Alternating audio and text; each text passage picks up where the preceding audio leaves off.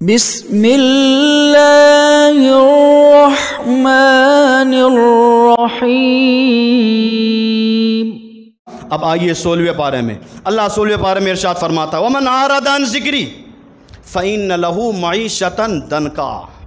رب فرماتا ہے اے بندے، اگر دنیا میں آنے کے بعد تو نے میرا ذکر کرنا چھوڑ دیا، دنیا میں آنے کے بعد تو نے میرا ذکر کرنا چھوڑ دیا کا مطلب کیا؟ ہم اور آپ کی طرح دل ہوا تو مسجد آئے، دل نہیں ہوا تو نہیں آئے، پریشانی آئی تو مسجد میں آئے، پریشانی ختم تو پھر ہم سرکس بن گئے۔ وَمَنْ أَعْرَضَ عَنْ ذِكْرِي فَإِنَّ لَهُ مَعِيشَةً ضَنْكًا۔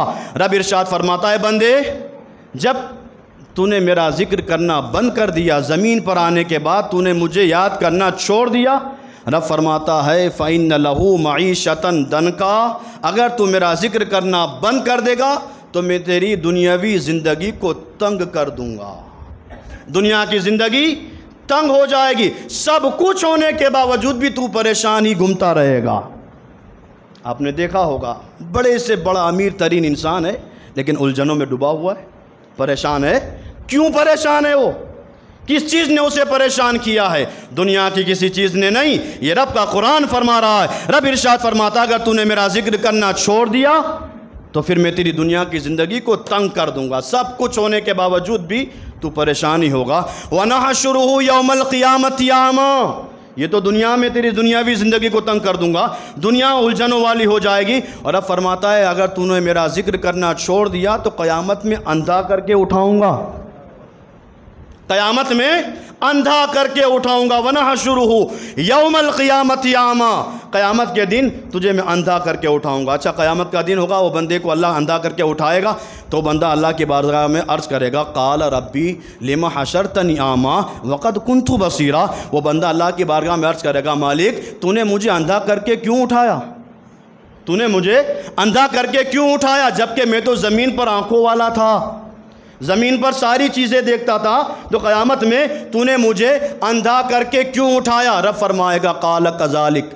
اتتک آیاتنا فنسیتہا وکذالک اليوم تنسیٰ، وہ بندہ جیسے اللہ کی بارگاہ میں عرض کرے گا مالک میں تو زمین پر آنکھوں والا تھا، تو نے قیامت میں مجھے اندھا کر کے کیوں اٹھایا؟ تو رب ارشاد فرمائے گا اے بندے میں نے تیرے پاس نشانیاں بھیجی تھی، آیتیں بھیجی تھی، پیغمبر کو بھیجا تھا، ہدایت کے اسباب بھیجے تھے، ساری ہدایت کے اسباب سارے طریقے میں نے بھیجے تھے، لیکن تو نے کیا کیا؟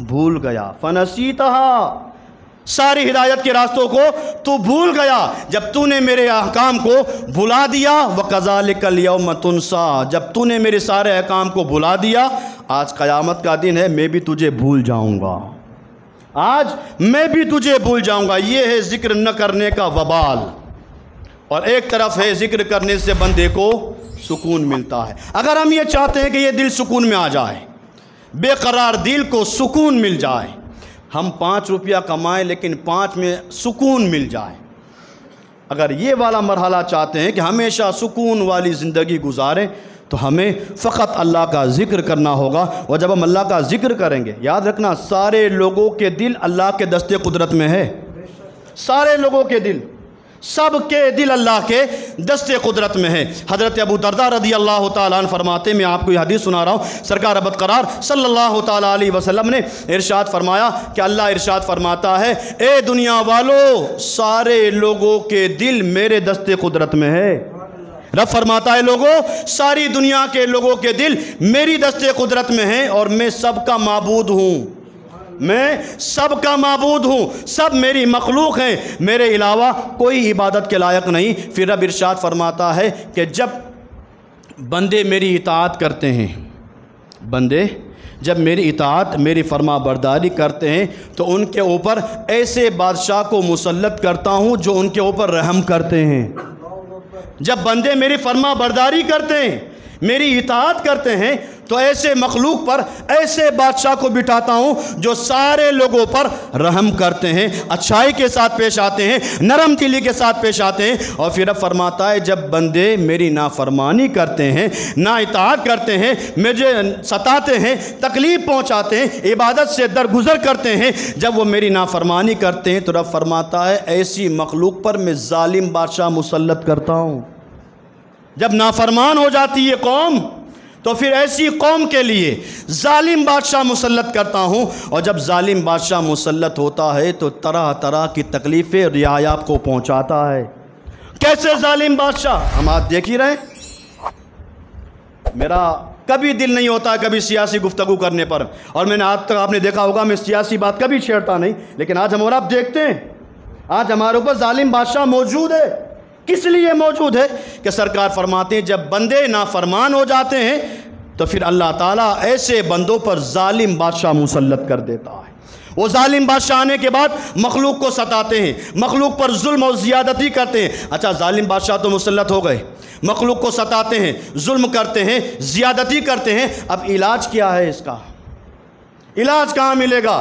ساری دنیا کی پریشانیوں کا حل یا تو قرآن میں ملے گا یا سرکار کی حدیث میں ملے گا، اور کہیں نہیں مل سکتا۔